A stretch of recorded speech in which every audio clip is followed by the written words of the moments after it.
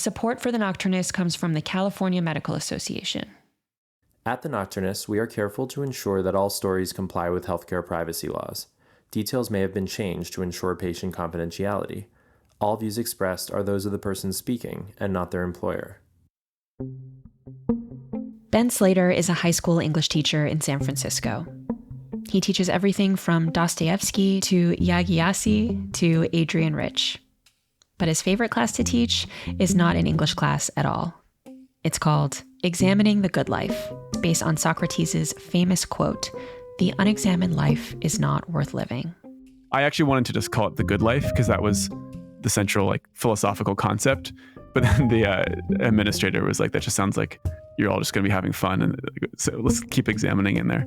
And what they're examining are different ways of understanding what makes a good life. It was sort of a general philosophy class, and I shifted the focus to be what makes for a good life. So what makes us happy, how to deal with suffering, uncertainty, freedom, in the broadest sense, how should you live? The syllabus is broad. They talk about everything from Simone de Beauvoir's Death of the Serious World. I kind of wish I could go back to the serious world, to be honest. I liked having blind faith in something. To the work of Friedrich Nietzsche. He's super, super dramatic, and that's what I loved about him. Be the poet of your own life. Here's how you can live a good life while accepting uncertainty. And it wasn't just become a monk and meditate for 25 hours a day. All the way back to ancient philosophies like Taoism. At that time, I was dealing with a friend who had been really grating on me for a long time. A Taoist would say, you're in your own boat, you can't ask them to change, and you just need to, go with the flow. One thing we've noticed about medical training is how much it emphasizes the certainty piece of medicine. Multiple choice tests, for example, don't really prepare students for the reality that some things just can't be known. That's why we were so intrigued by Ben, who's asking his high school students to confront uncertainty head on. He quotes from Nietzsche to emphasize this embrace of uncertainty. Okay, here's the Nietzsche quote. He says, "The secret for harvesting from existence the greatest fruitfulness and the greatest enjoyment is to live dangerously. Build your cities on the slopes of Vesuvius.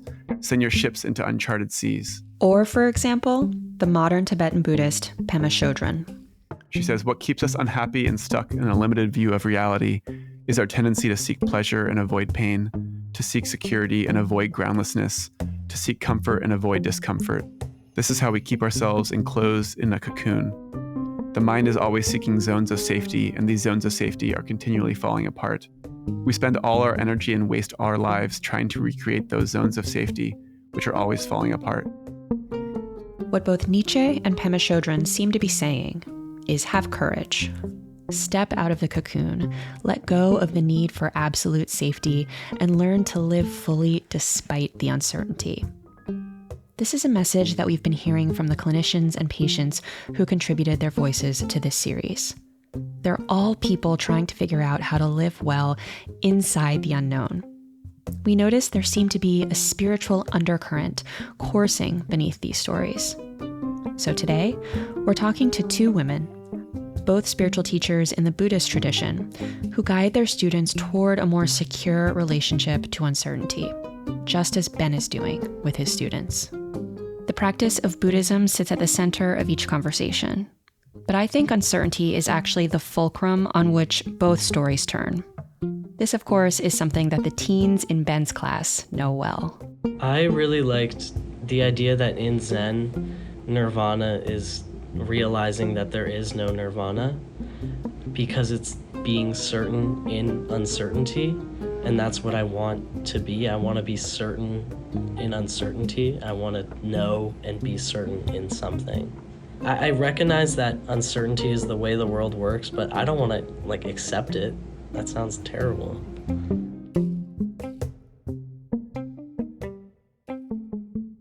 The Venerable Ling Hao Su first found her way to meditation and spirituality at the age of 13, when she encountered two books that changed the course of her life. The first was Tom Wolfe's The Electric Kool-Aid Acid Test, a classic of the era, about experimentation with psychedelic drugs in the late 1960s. And the second, the Bhagavad Gita, one of the central sacred texts of Hinduism. So it's a spiritual teaching from the Hindu tradition that was about transcending self. And this language made more sense to me than the story of Christianity. Jill grew up with a Christian framework. It was the backdrop to how she understood the world. But over time, she followed a deeper instinct, one that led her down unexpected paths. There were psychedelic experiences in her younger years, yes, but also a life in the arts, a career as a respected painter and professor, and eventually, ordination as a Buddhist monk. We wanted to speak to Jill Eggers, the Venerable Ling Hao Su is her ordained Buddhist name, to think about ways that physicians may benefit from engaging with the Buddhist framework beyond the now mainstream trend of mindfulness. What does this spiritual tradition that, as Ben students recognize, is based on a belief in an uncertain world, say about how to deal with uncertainty? Buddhism really, it is the practice of uncertainty. There's just a very fundamental, held to be universal truth in Buddhism, that everything depends on everything else. So everything is interdependent, and that everything is impermanent.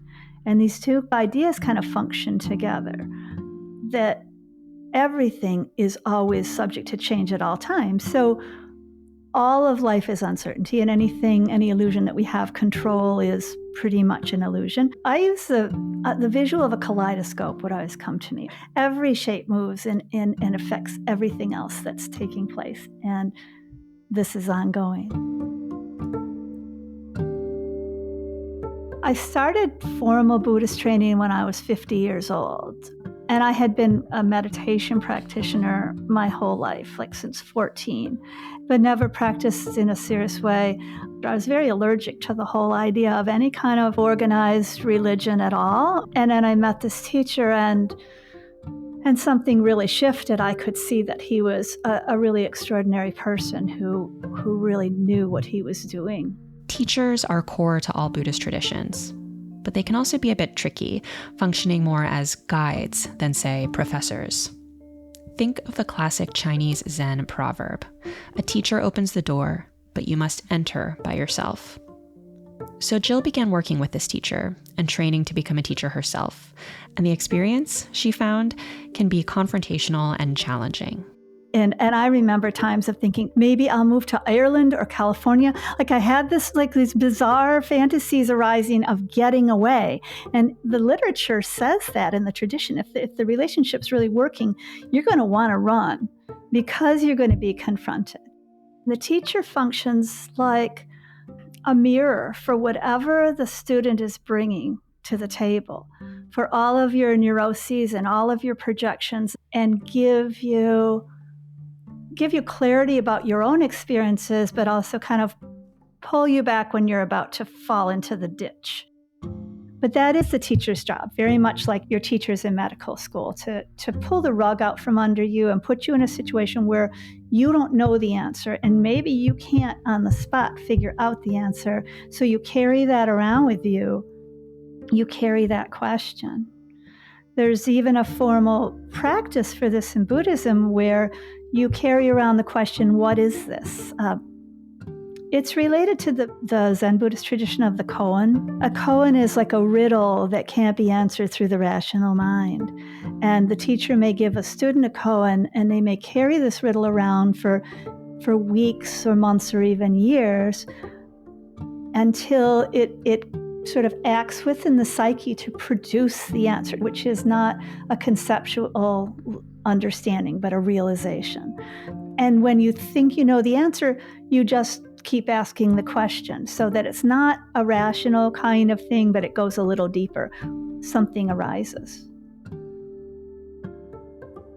The typical example of a koan is the question, what is the sound of one hand clapping? There's no logical answer, but it isn't just absurdity. It's kind of an embodiment of uncertainty, inviting you to consider what an answer might be, even if it takes days or years to arrive at one. This is not something physicians excel at. Give us a question, and we seek the answer. We're in the business of fixing problems, curing ailments. And as we were talking, I found myself wondering how this could be applicable in our workplace. So I love how you're describing Buddhism not as just a way of seeing the world, but also a very practical way of being in the world. And I don't know if you have a lot of doctors and nurses or healthcare workers in your life, but these people are operating in a really difficult environment. It's like messy, gory, life and death. And, this is all inside of a container that is growing increasingly dysfunctional. So if you pluck someone out of that environment and walk them out of the bustling emergency room to your car and you drive down the road to the gorgeous monastery and suddenly it's quiet, what do you see as potentially being some of the most useful insights or teachings or wisdoms to impart to somebody who is carrying the responsibility of holding other people's lives in their hands in this imperfect environment? The picture you create of taking the clinician out of this high stress, intense environment and into the temple. One thing about that is that I think our common cultural view of Buddhist practice, and in fact, a lot of spiritual practice, is that it's an escape, and that it's an escape that may be a restorative. Is how can I fix my personal overwhelm? And so I think we often in this culture dismiss people who are very interested in spirituality or a spiritual path because it seems escapist. What I think is practical about Buddhism and what serves this imagined clinician is that Buddhist training is really about how we train the mind so that we are more effective and whole and unstressed in our engagement with others.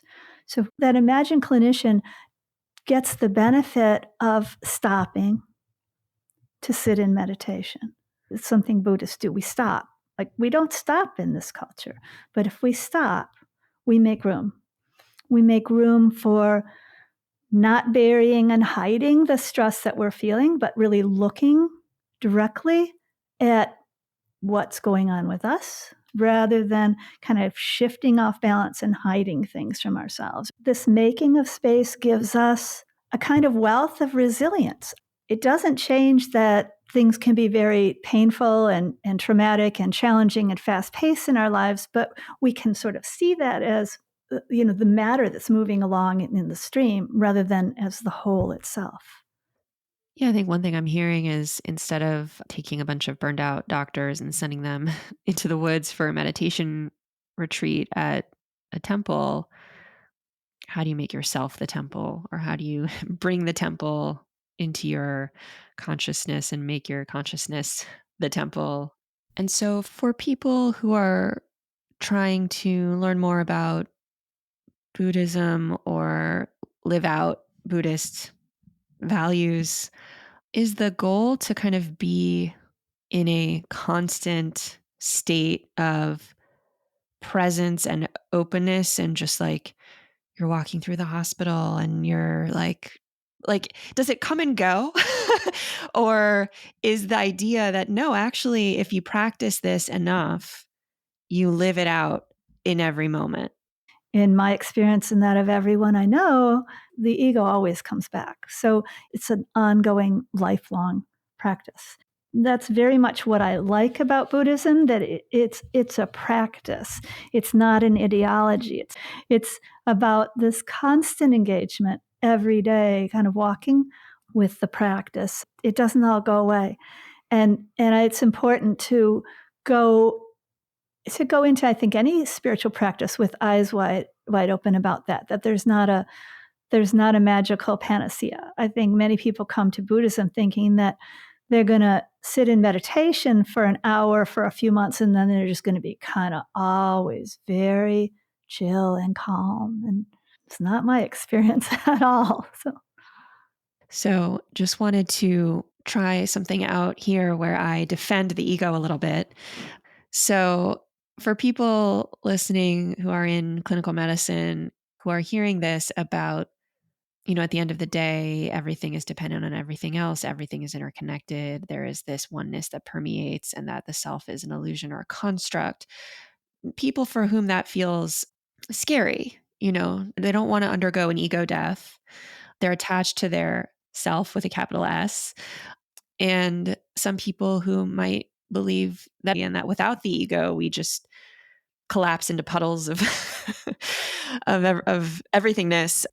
So as we think about uncertainty in medicine, and that part of embracing uncertainty is embracing that fluidity and that impermanence, is there also a case to be made for both? Absolutely. It's like when I'm teaching painting, as a painter, I'm driving down the road and sometimes I'm in traffic and I'm looking at the space maybe between two semi-trucks ahead of me and I'm seeing this beautiful piece of color. And my mind wants to shift into the painter's mind and just open to this beautiful visual and go make a painting or something. But if I go there and stay there, I'm going to get into a crash right now. So I can practice awareness training and I can continue to drink from that well. Our practice teaches us to follow these principles that we have within our day-to-day lives. And they very much involve the presence of the self, the presence of the ego. We don't want to cultivate a kind of what one teacher called an idiot compassion, where we're just, everything's all fine. We need to still be strong and present. We need to push back. We need to be firm. We need to be assertive at times. We need to be present and analytical. And then we need to say, I take responsibility for that. There is somebody here, and I'm taking responsibility for those decisions and for that outcome. So yes, it's not an either or. It's not a let me plunge over the cliff into the death of self. Instead, it's about making room within the ego and allowing for a more malleable sense of the world. Uncertainty is given as the kind of foundational ground. There is no ground beneath you. The ground is continually shifting underneath your feet. In Buddhism, we start with that. Everything is impermanent. Everything is interdependent. So everything is uncertain. If you start with that, you have less to defend. You're more open to questioning your own motives and your own behaviors. You don't have to protect them from judgment. Over time, with practice of meditation and contemplations, you actually see changes in your brain, and you see changes in your own behavior. So you're cultivating compassion rather than sureness. And then also when shit happens, as they say, you're like, well, yeah, of course it does. Of course it does. We don't believe that we have rights to a perfect and unchanging everything. There's a lot of unconscious assumption in this culture that are based on this view that things have a greater stability and fixity than they actually do. And so a lot of our discomfort comes from not taking that assumption that this is the way things are going to be. In other words, Buddhism isn't about escaping stress or pressing a reset button. It's not a subtractive process, it's a practice. And for achievement-oriented people like med students and doctors, the idea of daily work toward growth can actually be really compelling. Jill gets this. Her teaching has increasingly brought her into contact with medical and nursing students and faculty. Here's something for your toolbox that's a superpower. And then we pull out the rug later to let you know it's going to involve you sitting quietly for a long time. But yeah, to reframe it as this is going to give you a better way to be effective in your work. And importantly, to your profession, it's a practice that runs absolutely counter to the track you've been running very quickly, in hardcore running mode since you began your training. And that tool that Jill's talking about, making space before you act in uncertainty, isn't just for clinicians. It's also useful on the patient side. Which brings us to Beth Smith. Beth found her way to Buddhism along a different path. She was born 3 months premature in a small town in Tennessee with cerebral palsy, and treatment for CP was different in the 1950s. I think it's still the experience with children with CP that there's a lot of intervention that happens early on. So I had a lot of surgery when I was little to try to lengthen muscles and lengthen ligaments. But I learned to walk at 9 with braces and crutches. And once I became an adult, it was much more complex for doctors to figure out what to do with me, how to help. She'd spent her childhood working with doctors to fix her CP. And now as an adult, she still didn't fit the mold of normal. She'd gone through all these surgeries, and it was unclear to her doctors, to her family, and even to herself what the next steps in her treatment should be. I grew up in a pretty traditional Christian family. And actually, the church community we grew up in was lovely and wonderful and loving and got our family through a lot of the surgeries, a lot of the, family struggles. However, as a young adult, I started to have trouble with the us and them paradigm of it. Not all Christian traditions are like this, but for many churches, we're right and everybody else is wrong. And the other part is like, if you're on the side of right and you do the right thing, then God is supposed to make everything okay. And those boxes weren't working. Uncertainty is very uncomfortable for everybody. For the patient, for the doctor, for the family. And what I became accustomed to as a kid is trying to find someone to blame. And so I really felt like there wasn't any uncertainty. It was my fault. There were years of my childhood where I thought, if I just lost enough weight and did my exercises like I'm supposed to, I won't have CP anymore. That's how I dealt with uncertainty then. You know how when around children, people are always saying, when you grow up, blah, blah, blah, blah. No one said that to me or to my family. And I needed someone to say, when you grow up and have a job, or when you grow up and have an apartment, or when you grow up and someone falls in love with you. I feel, even I say that now out loud, I'm like, yeah, part of me really longed to hear that I had possibilities. Her doctor warned her that if she ever started using a wheelchair, she would never walk again. So Beth avoided the wheelchair at all costs, which put severe pressure on her joints. And eventually, that same doctor, weeks later, when Beth saw him for all the joint pain, asked why Beth was so hell-bent on not using a wheelchair. She was furious. He was the one who told her to keep walking in the first place. But she accepted that she would have to give up walking because the pain was just too great. I just saw myself as an ambulatory person, and this felt like such a huge loss. And I made a decision. I had an epiphany. If I'm gonna use a wheelchair, I don't want to live here. I grew up in Nashville, and there's great things about Nashville in the South, and I missed some things, but it wasn't sort of physically and psychologically accessible back then. And it was pretty common for people to say, bless your heart, and you poor thing, and it was a patronizing place. And so I said, I want to live somewhere else if I'm going to use a wheelchair all the time. So I thought about all these different cities across the country. And then I went, oh my God, I could go to Berkeley. And so I looked for a job long distance and came to the birthplace of the disability rights movement. And it was here in Berkeley that she encountered Buddhism, which changed everything. The Dalai Lama says, my religion is kindness, which I was totally attracted to. And Buddhism is a practice more than a belief system, more than a religion. It was also the way Buddhism handled uncertainty that hooked her. Uncertainty happens. It happens to everybody. And uncertainty causes suffering. Uncertainty can cause suffering. Buddhism offers a way to sit with hard things that aren't about fixing it, that aren't about striving to be better, that aren't about treating God like a vending machine or something. She found a way of seeing her life as something already whole, rather than something that needed repairing. Wait a second. The most powerful thing here is compassion. For me to give that to myself, I'm the source, rather than some being that I'm trying to access some way who thinks I'm a sinner.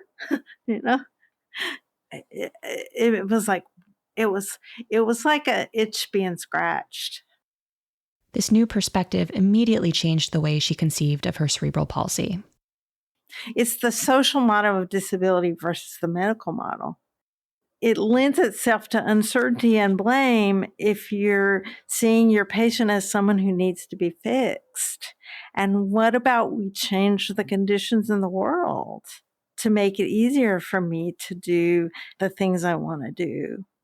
That's a social model. Why don't we make the world more disability friendly rather than focusing on we have to change this flaw in this person? This paradigm shift for Beth was born from her time practicing Buddhism. I think this is worth underlining. We often see sitting in meditation as opting out of action. After all, how much can you really get done just sitting there? But for Beth, the practice of sitting brought about a new clarity. She realized that the medical expectations her doctors had for her were coming into conflict with her own dreams and desires. Well, it's about having expectations for someone that aren't just medical. Like, I don't want to just not have painful knees. I don't want to have painful knees because I want to have a life. I want to be in love. I want to go to school. I want to learn. I want to have a life. She brought this perspective to her career as a social worker, supervising and training psychotherapists, which she did for almost 30 years. Not only that, Beth also began leading meditation groups for people living with disabilities, limitations, differences, and chronic illnesses, which she still does today. The work I've done is more about supporting people's wholeness and the reality of people's wholeness. We call it a non-pathologizing approach to therapy, where people get a chance to discover for themselves who they are, and who they are is not broken. It might be hurting, but it's not, we're not flawed people. And also the other reality that I come to terms with is we all have bodies. We all have bodies that don't do exactly what we wish they could do. We all have bodies that hurt sometimes. I mean, there are people that have certain conditions that make us more aware, or certain conditions that look bigger, but we all have these bodies that are very, very different. And if we all got everything we needed, would those be deficits? Would those conditions be deficits? I'm not sure. One of the things I say to the group when it's my turn to teach every time is, it's so important that you're here. If you weren't here, this group would not be as good. I say that more eloquently to them, but because the other thing disabled people are taught is not only are we less able, but we're a drain, we're a burden. So sometimes one of the things I end up feeling and saying to myself in meditation, and I think it's valuable for everyone, is it's so important that you were born. It's such a good thing that you were born. Such a good thing that you're on this planet right now. I mean, I'm like, oh my God, right now, because it's so hard and scary and are made to feel so powerless. But our presence in the world makes a huge difference.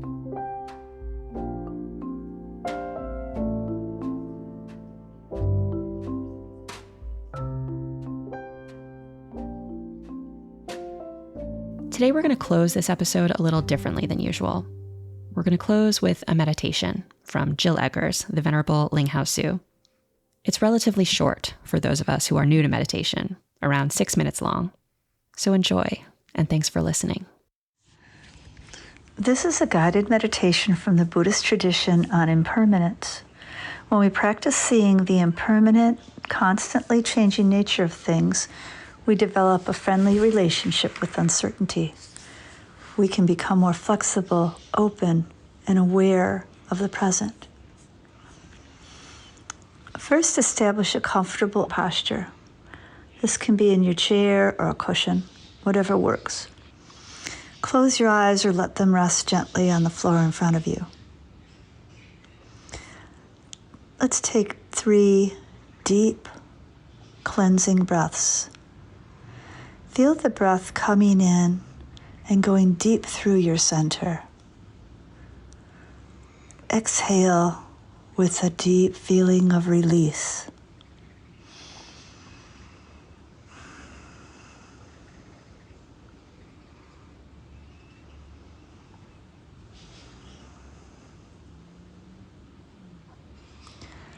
Now let's sit for a moment in the empty space of our mind. See if you can visualize yourself in the center of a great sphere of light. It's so peaceful here. You can just relax. You're just relaxed and can be supported in this field of light.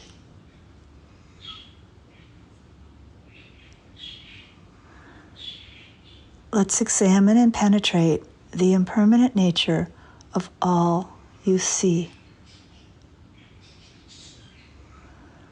Let's examine and penetrate the creation and disintegration of a second of time.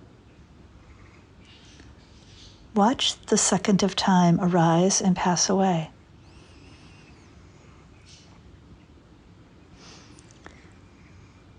Now let's examine and penetrate the creation and disintegration of a minute of time.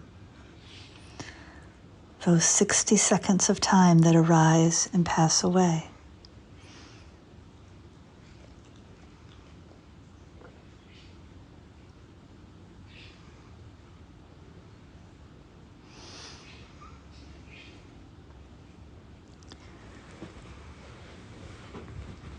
Consider an hour, a day, a month, how vast a number of creations and disintegrations of seconds there are.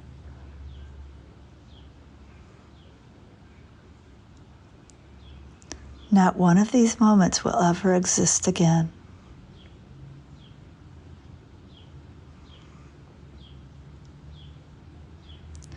Time is impermanent. What arises and passes away is uncertain. Let's consider the creation and disintegration of the seasons, how things become in the spring.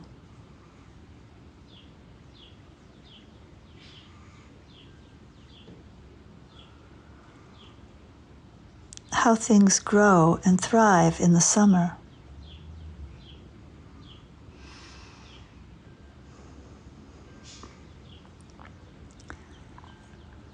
How things decline in the fall.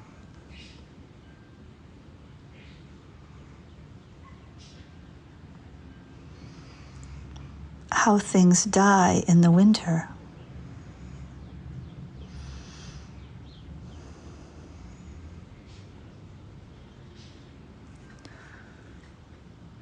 When you consider life is like a second of time, a minute, an hour, a year. Life is like the seasons where we pass from birth through life to decline and death. Life too is impermanent, uncertain. Words are created and disintegrate just like this. Actions are created and disintegrate. just like this. Relationships are created and disintegrate just like this.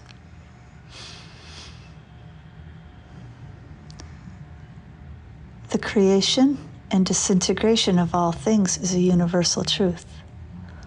All things are impermanent. Everything is subject to creation and disintegration. Nothing is exempt from this, not even yourself.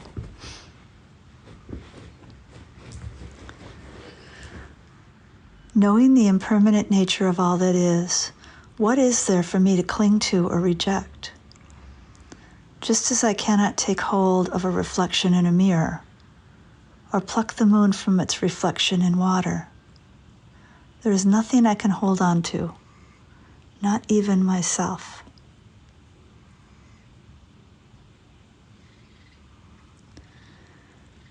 Take 3 deep cleansing breaths.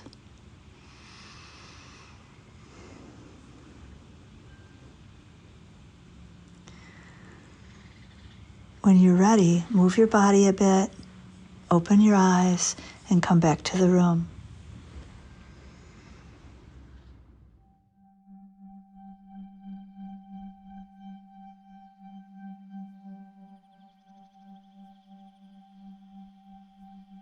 Thanks for listening to The Nocturnist, Uncertainty in Medicine. Our core uncertainty team includes me, Emily Silverman, The Nocturnist head of story development, Molly Rose Williams, producer and editor Sam Osborne, and our uncertainty correspondent, Alexa Miller of Arts Practica. Our student producers are Claire Nimura and Celine Everett. Special thanks to Maggie Jackson and Paul Hahn. Our executive producer is Allie Block. Our program director is Ashley Pettit. Our original theme music was composed by Ashton Spencer, and additional music came from Blue Dot Sessions. Artwork for Uncertainty in Medicine was created by Eleni Depot, who is represented by Folio Illustration and Animation Agency. The Nocturnist Uncertainty in Medicine was made possible by generous support from the ABIM Foundation, the Gordon and Betty Moore Foundation, and the Josiah Macy Jr. Foundation. The Nocturnist title sponsor is the California Medical Association, a physician-led organization that works to keep the doctor-patient relationship at the heart of medicine. To learn more, visit cmadocs.org. The Nocturnist is also made possible by support from listeners like you. In fact, we recently moved over to Substack, which makes it easier than ever to support our work directly. By joining us for a monthly or annual membership, you'll become an essential part of our creative community. If you enjoy the show, consider signing up today at thenocturnist.substack.com. If you enjoy this episode, please share with a friend or colleague, post on social media, and help others find us by giving us a rating and review in your favorite podcast app. I'm your host, Emily Silverman. See you next week.